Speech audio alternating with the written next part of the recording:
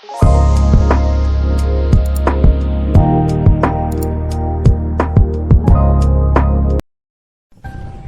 All, psychology case ഡയറിയിൽ ഇന്ന് നമ്മൾ പരിചയപ്പെടുന്നത് 20 വയസ്സുള്ള ഒരു പെൺകുട്ടിയെയാണ്. മാതാപിതാക്കളോട് കൂടിയാണ് അവൾ കൗൺസിലിങ്ങിനായി വന്നത്. ആദ്യമൊക്കെ അവളോട് സംസാരിക്കുന്ന സമയം മൗനം മാത്രമായിരുന്നു അവളുടെ മറുപടി. പിന്നീടാണ് അവൾ തൻ്റെ പ്രശ്നങ്ങളും തൻ്റെ ജീവിതത്തിലുണ്ടായ കാര്യങ്ങളും പറയാനായി ആരംഭിച്ചത്. അവളൊരു കോളേജ് വിദ്യാർത്ഥിനിയായിരുന്നു. ആദ്യം കോളേജിൽ ചേരുന്ന സമയത്ത് തന്നോട് ആരെങ്കിലും മിണ്ടുമോ, തനിക്ക് കൂട്ടുകാരുണ്ടാവുമോ എന്നൊക്കെയുള്ള കുറേയധികം ടെൻഷൻസ് അവൾക്കുണ്ടായിരുന്നു. പക്ഷേ സ്കൂൾ ലൈഫ് പോലെ അല്ലായിരുന്നു തൻ്റെ കോളേജ് ലൈഫ് എന്നാണ് അവൾ പറഞ്ഞത്. കുറേ കൂട്ടുകാരും കുറേ നല്ല സുഹൃത്ത് ബന്ധങ്ങളും ആ ഒരു സമയം അവൾക്കുണ്ടായി.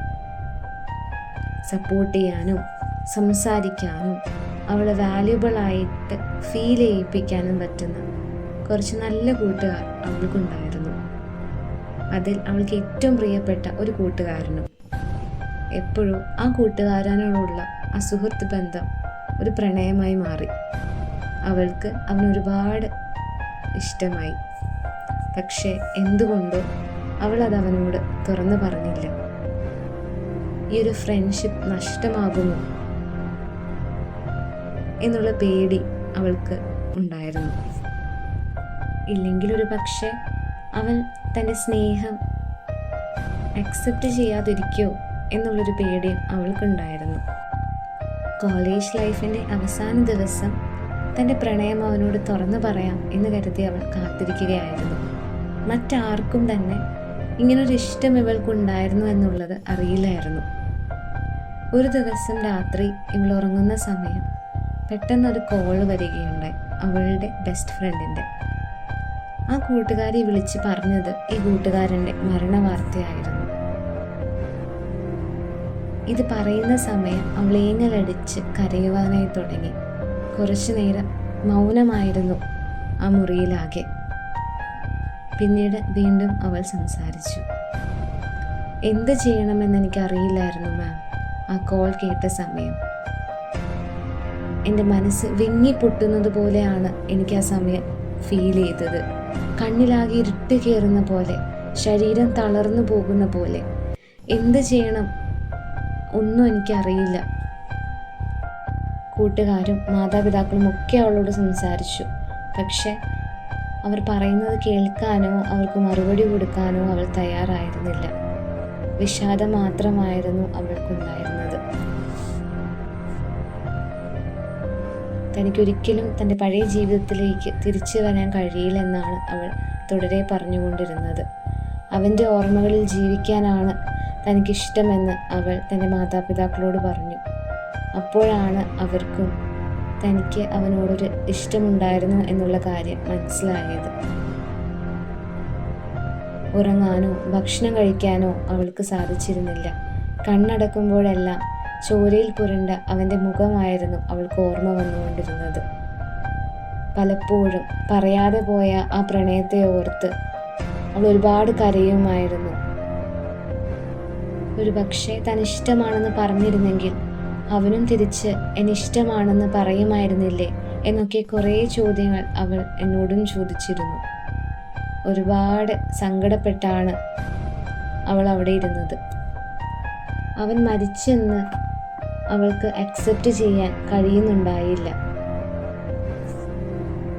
ഇതിൽ നിന്നൊക്കെ നമുക്ക് മനസ്സിലാക്കാനായി കഴിഞ്ഞത് അവളിൽ PTSDയുടെ സിംറ്റംസ് ആണ് കാണിക്കുന്നത് എന്നാണ്. തുടർന്ന് അവൾക്ക് സെഷൻസ് എടുക്കുകയും സൈക്കോതെറാപ്പീസ് കൊടുക്കുകയും അതിലൂടെ അവൾക്ക് നല്ലൊരു മാറ്റം കൊണ്ടുവരാനായിട്ടും നമുക്ക് കഴിഞ്ഞിരുന്നു. എന്താണ് PTSD? Post traumatic stress disorder. ഞെട്ടിപ്പിക്കുന്നതോ ഭയപ്പെടുത്തുന്നതോ അപകടകരമായതോ ആയ സംഭവങ്ങൾ അനുഭവിച്ച് ചില ആളുകളിൽ കാണപ്പെടുന്ന ഒരു മാനസിക വൈകല്യമാണ് PTSD. PTSD ഉള്ള എല്ലാവരും അപകടകരമായ ഒരു സംഭവത്തിലൂടെ കടന്നു പോയിട്ടുണ്ടാവണമെന്നില്ല.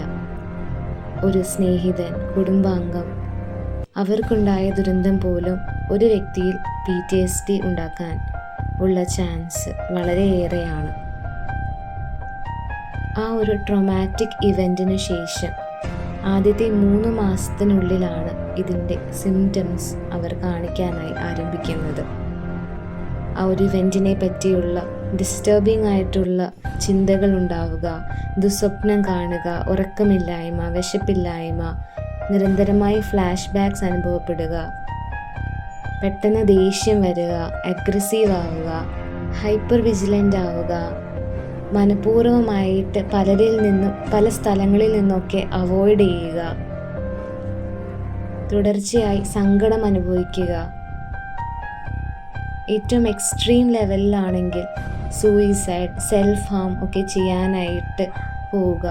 ഇതൊക്കെ PTSDയുടെ ലക്ഷണങ്ങളാണ്. മനഃശാസ്ത്രജ്ഞന്മാരും മനോരോഗ വിദഗ്ധരുമാണ് PTSD ഡയഗ്നോസ് ചെയ്യുന്നത്. സൈക്കോതെറാപ്പികളും സൈക്യാട്രിക് മെഡിസിനുകളുമാണ് ഇതിനായി അവർ ഉപയോഗിക്കുന്നത്. പല കേസുകളിലും സൈക്കോതെറാപ്പികളിലൂടെ മാത്രം PTSDയിൽ നിന്ന് റിക്കവർ ചെയ്യാൻ സാധിക്കുന്നുണ്ട്. എല്ലാവർക്കും PTSD എന്താണെന്നും അതിൻ്റെ ലക്ഷണങ്ങളും ട്രീറ്റ്മെൻറ്റും അതിനോടനുബന്ധമായി നമ്മൾ പറഞ്ഞ കേസും മനസ്സിലായി എന്ന് വിശ്വസിക്കുന്നു. ഇനിയും ഇതുപോലെയുള്ള വീഡിയോകൾക്കായി ഈ ചാനൽ ഷെയർ ചെയ്യുക, ലൈക്ക് ചെയ്യുക, സബ്സ്ക്രൈബ് ചെയ്യുക. Thank you.